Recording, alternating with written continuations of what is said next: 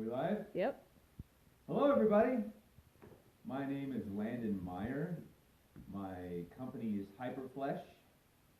I make masks, hopefully highly realistic, disturbingly realistic masks. Maybe you have seen these two masks recently. Thank you to Eric from Winston Schools for, by chance, being in the right place at the right time at Monsterpalooza, shooting a video that is, I think it's at around 65 million views right now.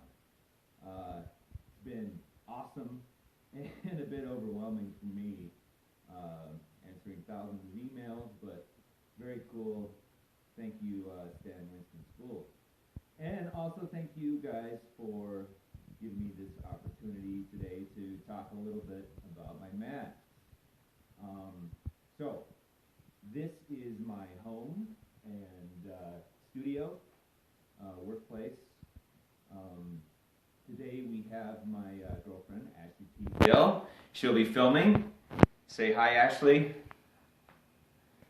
And I want you guys to ask lots of questions, otherwise there's going to be a lot of awkward moments of silence.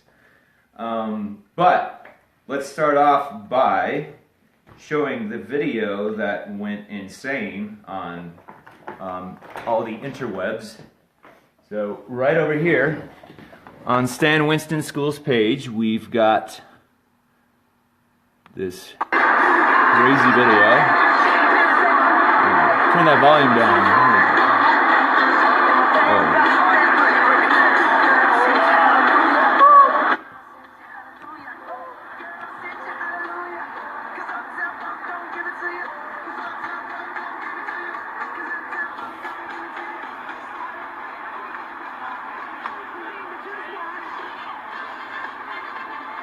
Turn up the volume a little bit. Turn up the volume.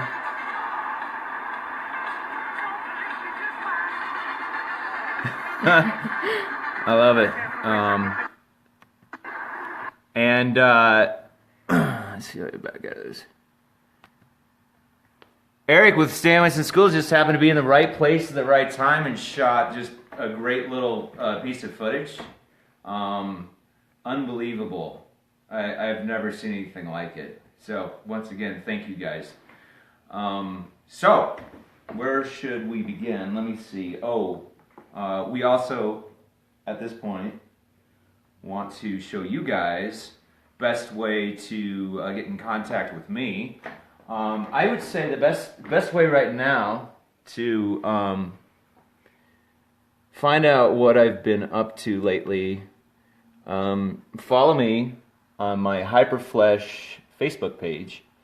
It's the most up-to-date. Now, I know a lot of you out there are saying your website is terrible. It's true. It's out of date. It's not my thing. But I will eventually get that updated and make it look much better. Probably I'm going to use Squarespace or something like that. So I appreciate your concern in that matter. I know it's been about 6 years since I've updated it. But right now, I would really recommend just going to Hyperflesh, Hyperflesh on Facebook. You can also follow me, Landon Meier, LandonMeier on Facebook. And if you have any questions, hit me up on my email, Landon, Landon, at hyperflesh.com. So, Landon, Landon, at hyperflesh.com. Cool. So, now we're going to talk about process. And I've developed this process over... What? Let's see some masks first. You want to see some masks first? Yeah. Okay. All right. So this is my most popular mask right now. For lots of reasons. I think probably he is the most popular person in the world right now. Not going to get political about that, but we all know why he's the most focused on individual right now. And then here's my Kim Jong-un.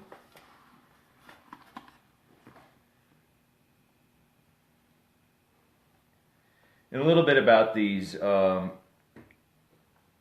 show you a little bit more about.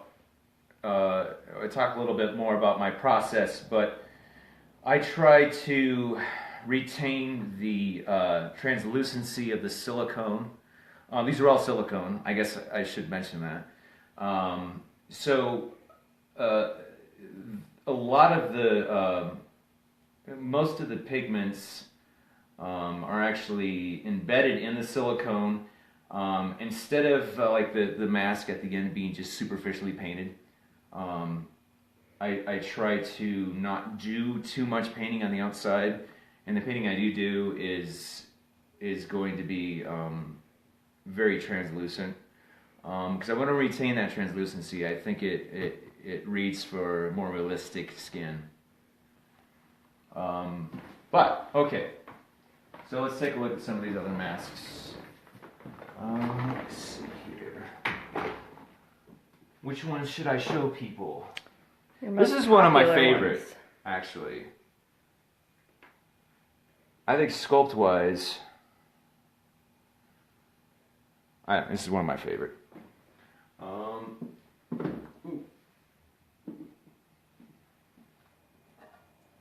by the way, this is my silicone work table. This is where I do most of my casting, hair work, painting, whatnot. This one actually was worn by Bryan Cranston, so that's pretty cool. You might know that I tried to sell it on eBay back in 2013. Went up to $41,000, $400, but it never sold because it was a lot of fake bidders, unfortunately. But at this point now, I'm glad that I still own it. He actually signed it for me, which is pretty cool. So I'm going to hold on to this one. Let's see. This one's kind of fun. Sophie Turner, aka Sansa Stark from Game of Thrones, made out with this mask. So that's nice.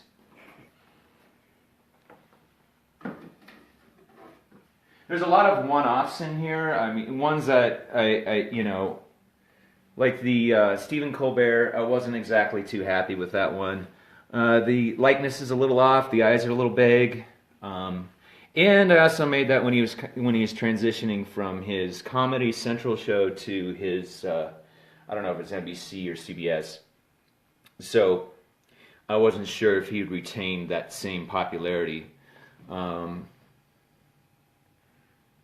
yeah, little girl mask. That's one's fairly recent. I think that one's kind of fits in the same line as my baby masks. And if you didn't know, I also that's what I started doing, was making the baby masks. I think it falls kind of in the same line because it's sort of that creepy, out of place, surreal thing where it's a real mismatch of body to whatever head the individual is wearing, and it's kind of a terrifying thing. But that's kind of where I started off with. What? Let's see the baby masks. Oh, okay. We're gonna go down. That's a good idea. Okay, you're gonna follow me down to another part of the whole operation.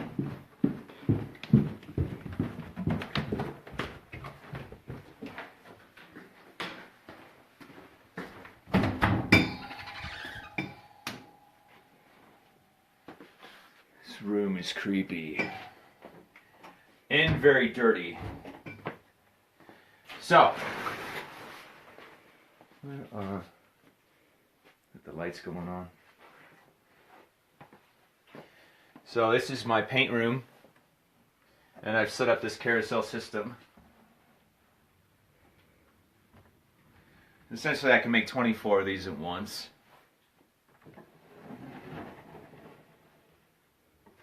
I just kind of bust them out assembly line. But there's all sorts of little details I add in these. Eventually they get a lens put in the eye, and that's kind of a standard thing with all the masks that I make. I make a vacuum form lens that gives a realism to the eyeball. Let's see if I can show you one that's finished. There we go.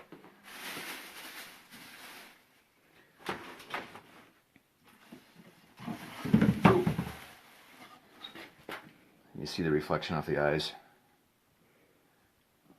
But all that is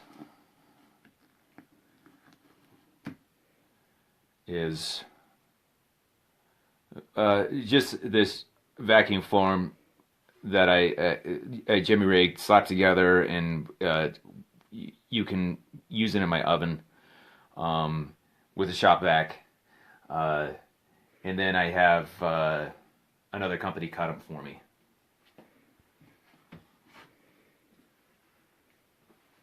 Put that back in before I lose it.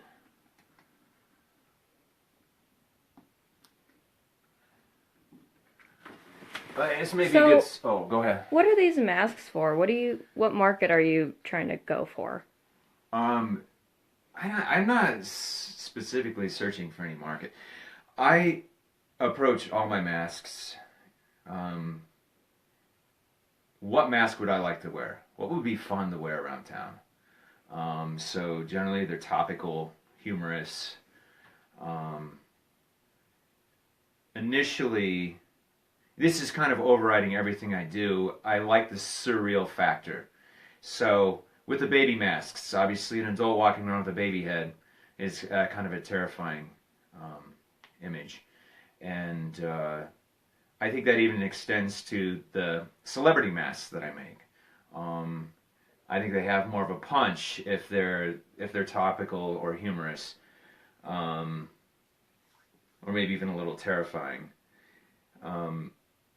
But overriding, it's masks that I would like to wear, and I've the customers that buy them, thankfully feel the same way.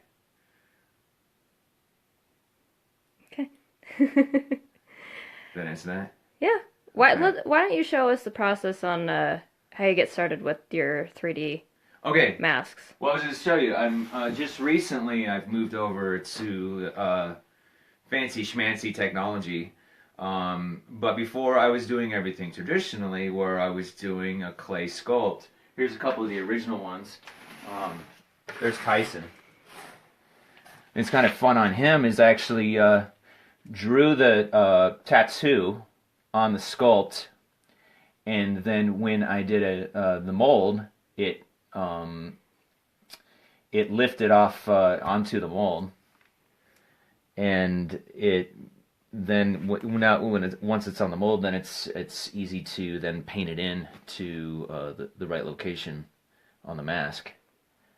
You got Tyson. You probably don't recognize this guy without any hair, but this is Ron Jeremy. Good looking guy, isn't he?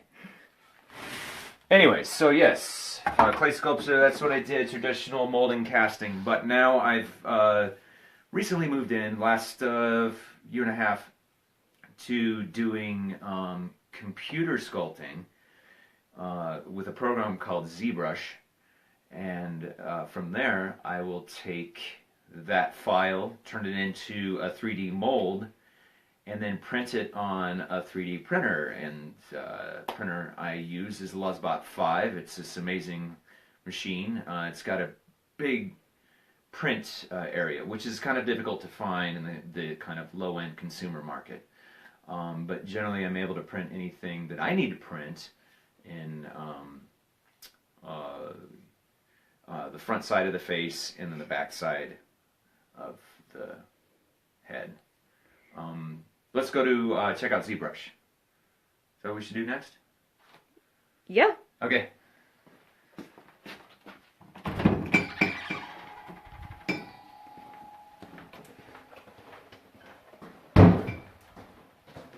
You might see some weird stuff in here, old paintings from college.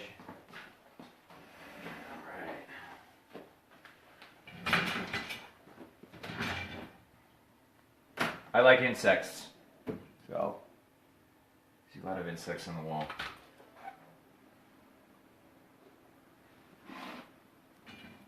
Mm-hmm.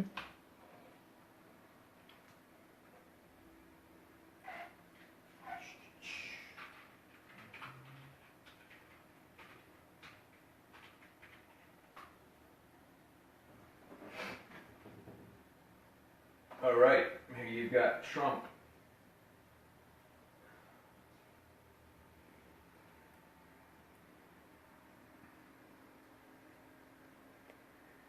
So how do you get your reference for doing all of these masks? I get all, generally speaking, I get all my reference off of Google Images. You know, I just scour the internet. As you see right here, let's see.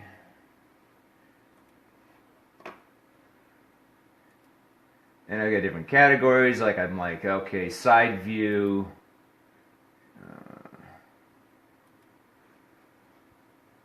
Need to look at side views. Pictures that are close up, whatnot.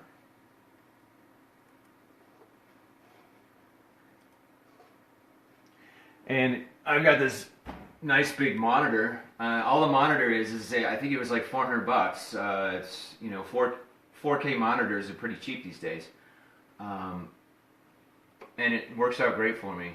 I've got this huge surface area that I can, you know, have ZBrush open. I can have my reference material. I can have the internet open at the same time. You know, whatever.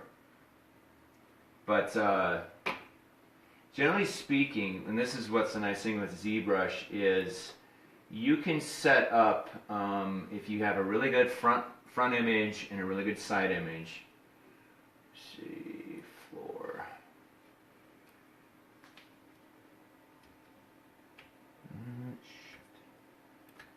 You can set that up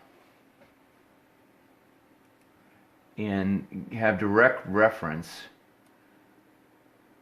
See here, and this is not the end all be all because photos will distort, so you can't completely go with that. You're gonna have to move away from these reference photos at some point, at least these direct comparisons, and figure it out for yourself. But it definitely does help.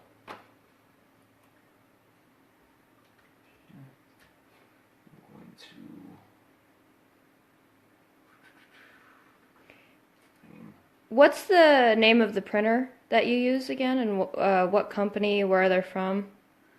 They're from Loveland, Colorado. Their main company is called Aleph Objects. I don't know if I'm pronouncing it. Aleph? Aleph, yeah, that's right. And I think it's ALEPH Objects. But their 3D printer line, they're called Lulzbot. And that's hard to pronounce, but it's Lulzbot. They've got a bunch of different models, but the large models, the one I have is a Taz 5. I think they're up to the Taz 6. And that's TAZ, the number 6. But they've got this nice, big, huge print area. And most printers you'll see these days, especially like, you know, with the 5,000 and under, you're looking at printing something this small.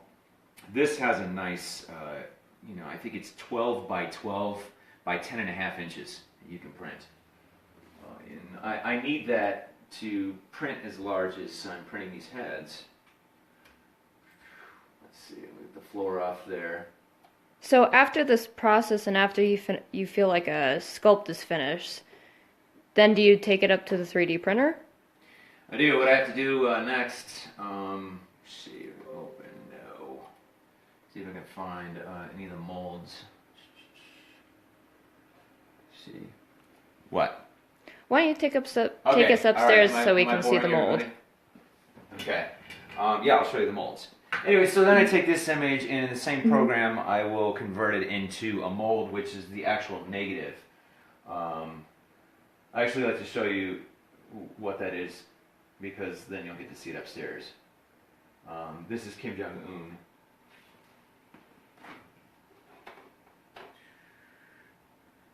Let me take 2 seconds to print Okay. it up here. 4, 2, John Michael? turn these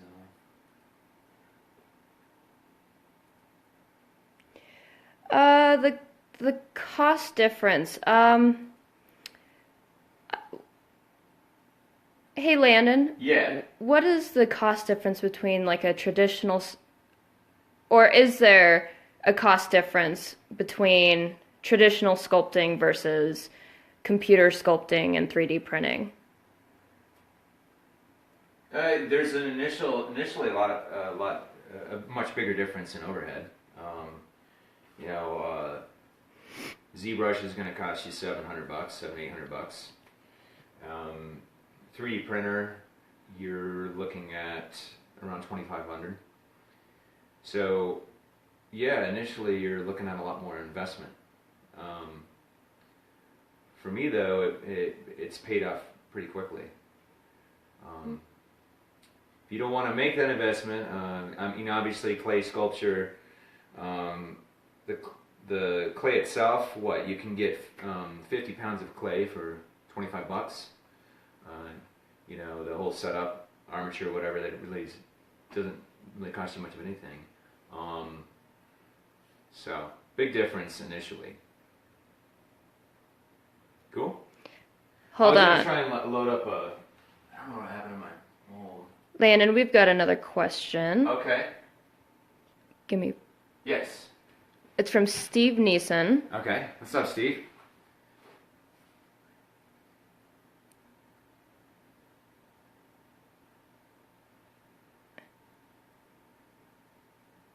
Okay, so Steve says he would love to see the file in a reverse You want to see mold? the mold? Yeah, that's what I was trying to load up. I am struggling with that. Let's see. That should be the mold. You So, know what? Let me look. Let me try and find a different file. also, a lot of people are wondering, when you do your print, how do you deal with the print lines? I don't. He doesn't. Right now. It hasn't been an issue. If you look closely at my final product, you will see those lines, and that's an issue. If you really want to have that fine detail, you don't want to have those lines interrupting. It's part of the problem especially with a filament printer. They don't print at the same resolution as, say, like a resin printer. There are lots of different ways to skin that cat, though. One method is to put a layer of epoxy in the inside of the mold. Another method is to do a bit of sanding. Another method I've heard about is to, instead of printing up the mold, the negative, you print up the positive, do a thin layer of clay over that, and do your really ultra-fine detail texturing. But I can tell you, so far, I have not had a problem. I mean, as far as complaints from customers, people looking at it, I would say with any print that you do, your horizontals are going to show those filament lines much worse. But generally speaking, what I do, most people are looking straight on those guys. In any situation, I guess if I was in doing 100 of them, I would probably go through that process of taking those out. But right now, a lot of these are kind of promotional pieces, and they were for Monsterpalooza. We should talk about Monsterpalooza, right? We haven't talked about Monsterpalooza. Yeah. Every year I go down there. Lately it's been with Ashley. Ashley's actually been a model for a few times. She was Bernie last year. Before that, she was Tyrion. And Stephen Colbert before that. But Monsterpalooza is this awesome show. If you've never been to Monsterpalooza, you've got to go. If you love just fantastic artwork, if you love monsters, if you love makeup, if you love Hollywood, some of the best artists in the world get together. They most of these artists are related in some way to Hollywood special effects, but they're showing off their a lot of the things they'll do on the side, and just overwhelmingly amazing artwork. Guy named Elliot Brodsky puts this show on. Actually, no, it's twice a year. There's Monsterpalooza, and there's also Son of Monsterpalooza. This last year, it was overwhelmingly popular. I mean, lines wrapped around the building. The show is getting huge. But I really recommend you guys go out there and see the show if you haven't. Anyways, I'm going to apologize to, was it Steve? He wanted to see a mold of what that looks like on here. Unfortunately, let's see. No. Let me see if I can do it one more time. Putin mold. Let's try Putin mold. Okay. Oh, there's the top of the head. And then we will go to this one. So, you've got is the negative. And what I do in ZBrush is actually, I mean, we could get into the nitty gritty, but I use the extract tool to make my mold.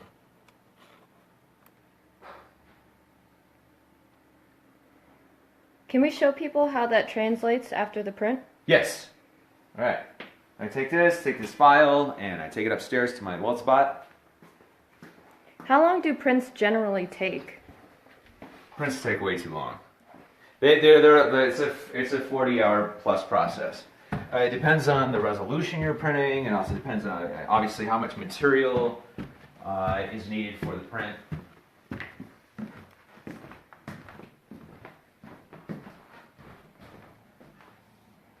All right.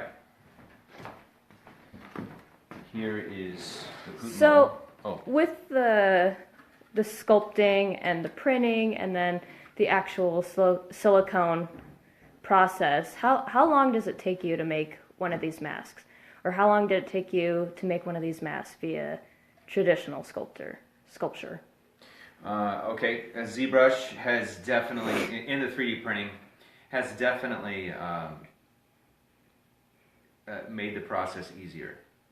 Now, it doesn't necessarily mean that it doesn't still take a long time to make the sculpt. The sculpt is always going to take the longest, generally speaking.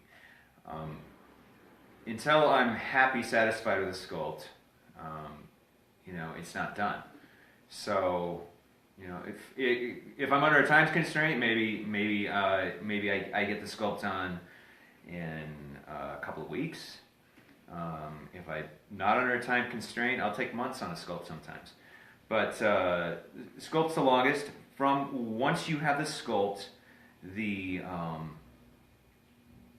you've got your mold. Then the casting process, which is the actual making of the mask, that generally takes me around 40 hours per mask. And what about with the clay? Or would it be the same? Well, once you have the mold, it's the same. It's the same either way. But the clay's more difficult for me for a multitude of reasons. But one is you have this clay sculpt that you're looking at from here. You have your eyes that are naturally fish-eyeing this thing out. So, kind of wide-angle lens. So your perspective is screwed up. And that's why you'll see a lot of people standing away from their artwork. They'll stand 10, 15 feet away from their artwork. It's to get rid of that perspective. Well, there's this handy little thing in ZBrush where you click perspective off, and you're seeing that thing flat like you'd see the thing 10, 20 feet away. Perspective not being an issue. The other thing that's a lot easier and you can't do with a clay sculpt is I can rotate that thing around however I would like. I can look at the bottom of the chin and then the back of the head. I can flip it around however I want, zoom in on areas, and sculpt. That's harder to do with traditional sculpture. The other thing, there's some tools that are just amazing in ZBrush. The one that I use the most is called the Move tool, and literally you just change your brush size to whatever you need for whatever area, and you can move around your entire sculpt like, I don't know, like you're pushing silly putty around. And as far as anatomy issues you might have in your clay sculpt, they're going to be stuck in there a lot. They're going to be a lot more difficult to go back and change those things if they weren't initially addressed, and they're going to be kind of stuck in there as like stone. Because if you push your sculpt to a certain point, it's really much harder with clay to go backwards. Awesome. Let's see the inside of this. So it sounds like I've got another question from Kirsten. Oh, that question was from Kirsten Phoenix, so thank you for answering that. Thanks, Kirsten.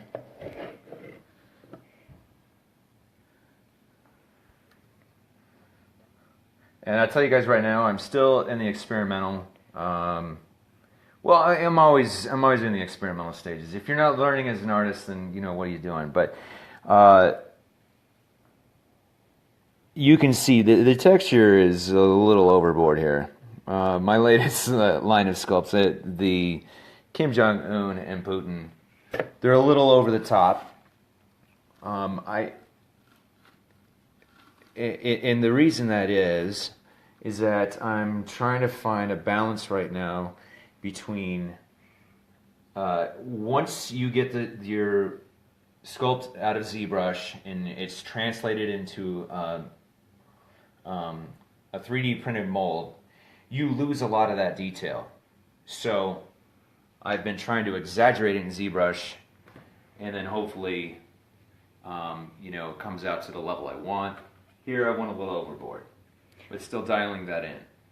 It sounds like we've got another question. Okay. I think. Maybe. This is from Kevin Tosks. Do you guys want to see the printer? Did you teach yourself how to do the hair? I'm mostly self-taught. Let's see, as far as hair work, how did I figure out hair work? Most of it's really YouTube. You have a question about something, you're probably going to find it on YouTube. That's how I learned how to sculpt on ZBrush. There's a fantastic beginner's guide. It's a beginner's guide on sculpting a T-Rex. And literally, and I'm sorry I don't know the gentleman's name that put the videos up, but that's how I learned ZBrush. At least initially what I needed. As far as hair work, I really couldn't tell you who I learned specifically from. Can you show us some hair work real quick? Yeah, but I tell you what, guys, if you're doing hair work, you need to buy felting needles.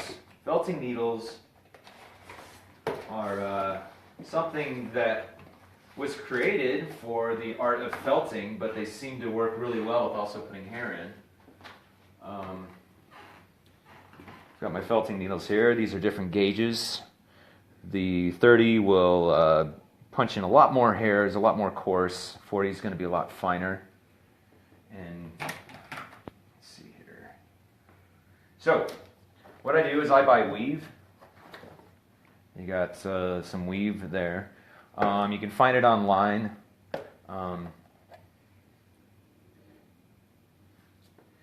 So traditionally, this is a beauty product. You know, women put weave in their hair, whatever.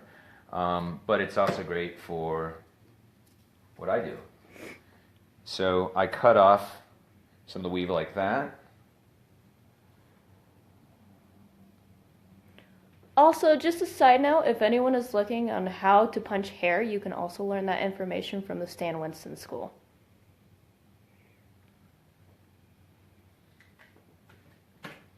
Now I don't use this for fine work. This, using the felting needles, is more for like just doing large areas. For the real fine work, you use, I use a sewing needle,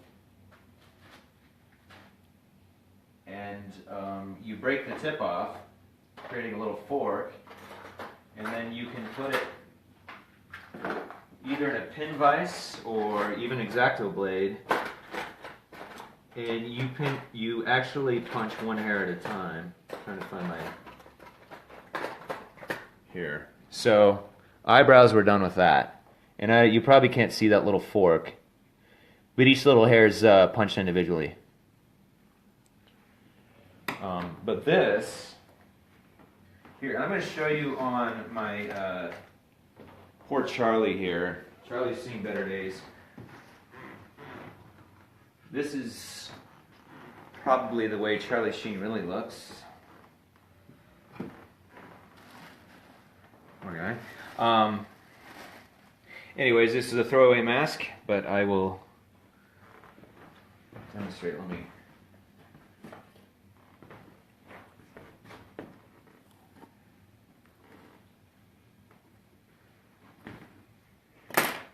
Okay. So what I have here is a nifty little handle. You can find these on Amazon.com. Look up felting needles, and they've got different handles. I've converted this one so I can put 2 or 3 of these really close together. You just grab your hair like that, and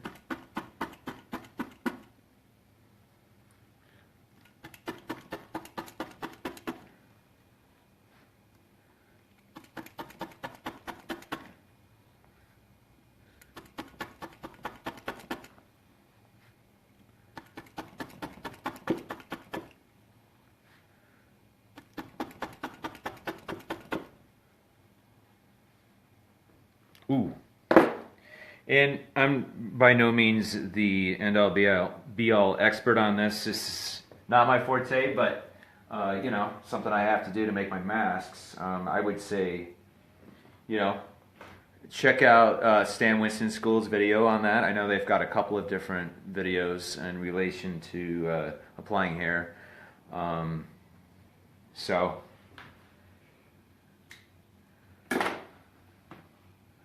I would just say a lot of it is finding the right gauge to whatever thickness of hair you have.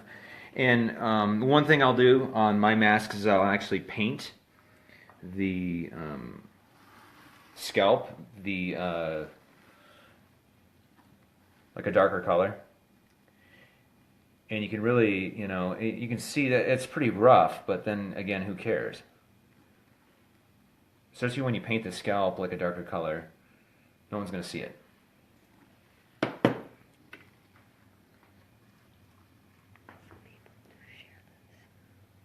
What? We're going to ask all of you lovely viewers out there if you could share this video with your friends and family, just for fun.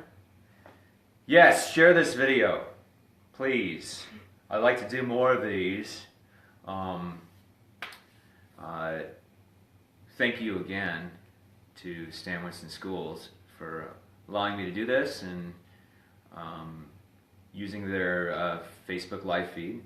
This is my first one. Maybe I'll do more. Tell my fans out there. Maybe I can show you more of this process on my Hyperflesh Facebook page. Awesome. Do we have another question? Do we have another question? Yeah, do you want to answer some questions? Sure, love to. Let me sit down. Let me grab some water if you guys don't mind. All right.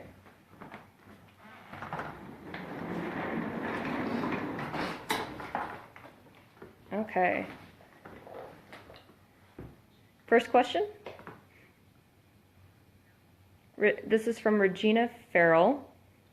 What's up, Regina?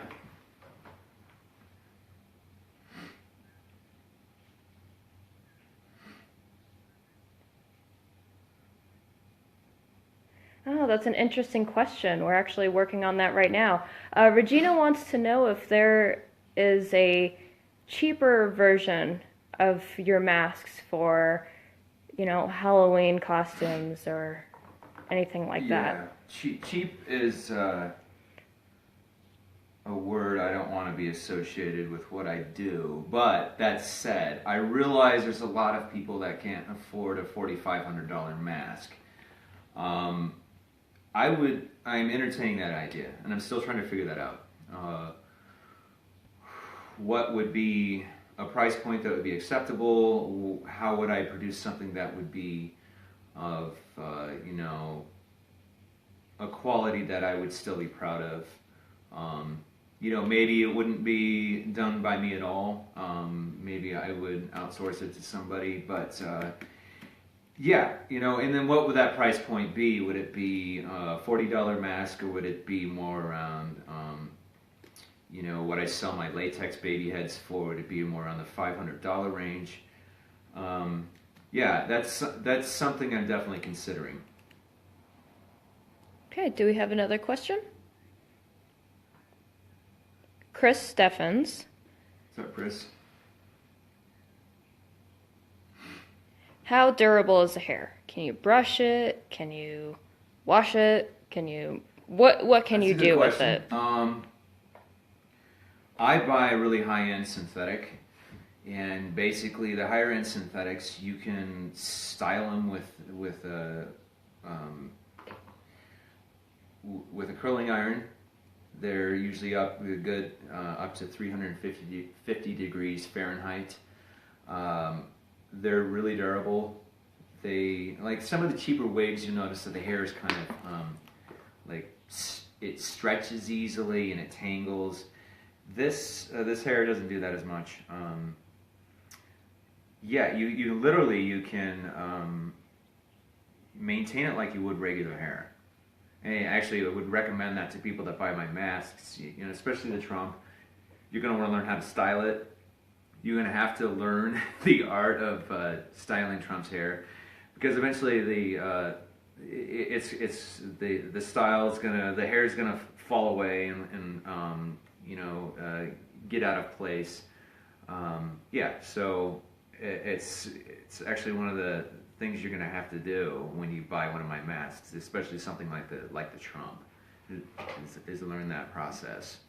You can wash it like you would regular hair. Awesome. Is there any more questions? Alice Can you say that one? Kudik? Kudark? Alice works. We'll just go with Alice. What is What's up, your Alice? favorite mask that you've made? Wow, okay. Well, I could say Crybaby because it's kind of started everything off. But I would say my favorite sculpt would be my Mike Tyson.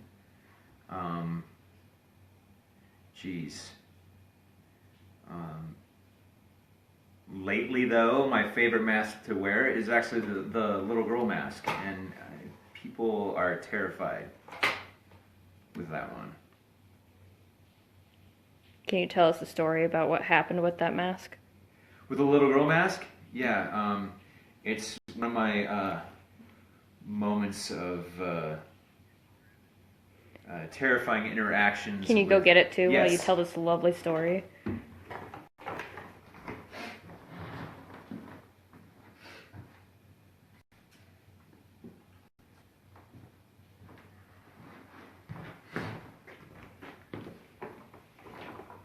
I'll put it on for you guys if you want. Ugh. No, thank you. Leave that off. So what happened was this was Comic Con, San Diego Comic Con, and I was just scaring people that were coming out of the bars late at night, and you know it's kind of a party if you've ever been there. So I'm getting into it, I'm having fun, and there is this homeless guy that's dancing out in the middle of the street. So I thought it would be a fun kind of impromptu interaction for me to go out there with him and start dancing with a little girl mask on. Well, he didn't think so, and he got kind of violent with me. So yeah, he kind of karate chopped me in the face a couple of times, and I was like, oh, okay, well, yeah, he's not into that. But yeah, that's one of my infamous interactions with people on the streets. So I'm reading the screen, and it looks like people want you to put it on. Oh, they do? Okay. Oh, yeah. I'll model it for everybody, sure. I hope this makes everyone happy. Yeah, it smells like Bob. Ugh.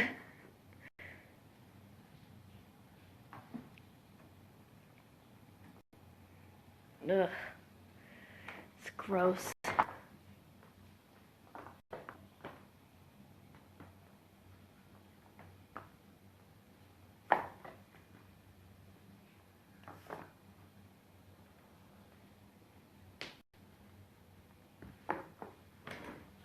Ew, stop. Don't move. Ew, stop.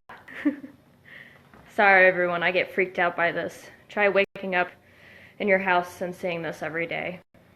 Yeah, it's a fun way to wake up, actually. Ugh.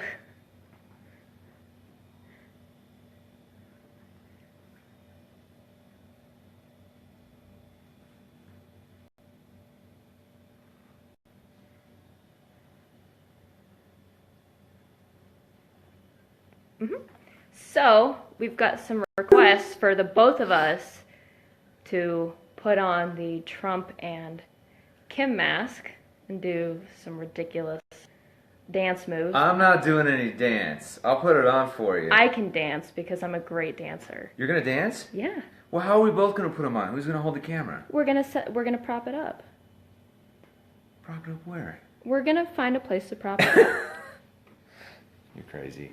Alright, so if everyone can just give me a minute to prop this up. It sounds like this is a special request, so Yeah. I hope you enjoy it. I'm not anybody's monkey. I'm not gonna just start doing a little dance. If you want to dance, that's fine. Well, can you put on a mask? Alright, everyone, just give us 1 minute. Am I Trump? Sure. I'll be Kim. I'll be my long-lost ancestor. Oh! Sorry. Ah! There's a couple of pins left in this. That would have been fun. Okay.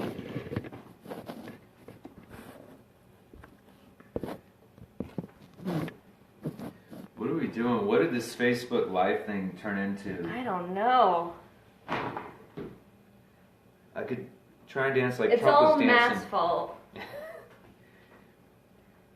Was this Matt's suggestion? Matt who? Is this Matt Winston? Is this Matt Winston's suggestion? How dare he! Alright, here we go. Whatever.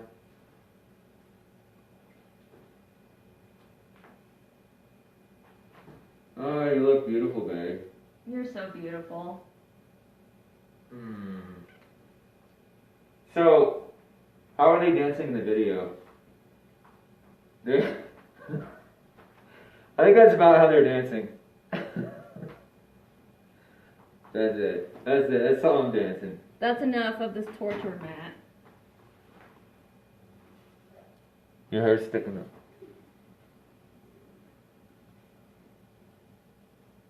Stop!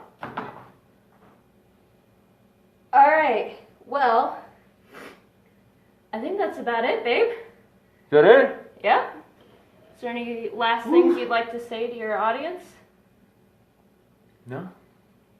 Well then, thank you for hanging out with me for a little bit.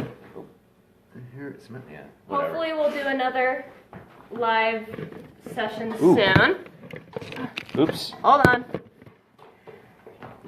Again, you can contact Landon at hyperflesh.com. That's his email, or you can feel free to... LANDON at hyperflesh.com, or follow us on the Hyperflesh Facebook page.